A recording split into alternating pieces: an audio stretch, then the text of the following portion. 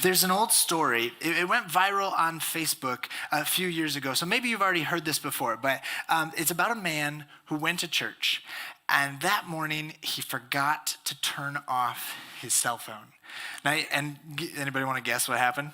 Right in the middle of worship, the phone goes off, right? The phone rings and it's in the middle of a prayer time when everyone's supposed to be quiet, and it's so embarrassing and awkward, and he silences as fast as he can. But then after church is over, the pastor goes over and scolds him for not turning off his phone.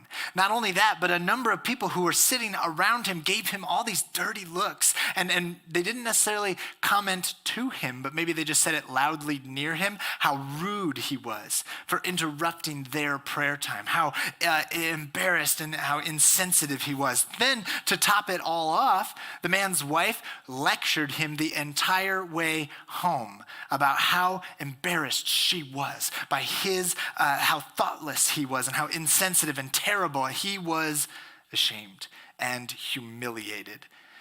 Now, that same evening, that same guy went to a bar. And he was still pretty upset, kind of shook up from making a fool of himself that morning at church. And so he goes to the bar and he's a little shook up. And so he accidentally spills his drink on the bar.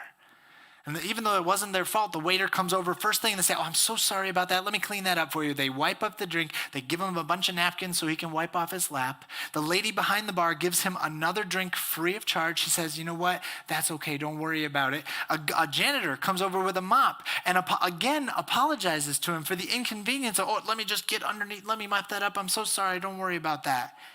And in fact, it was so bad that the manager, kind of a larger, heavy-set lady with lots of makeup on, she comes over and just gives him a big hug. And she says, "That's okay, honey. It happens to the best of us." Anybody want to guess what happened after that fateful day? Well, he never went back to church, but he's been back at that bar pretty much every night ever since. I wonder sometimes, how good are we actually at loving our neighbors?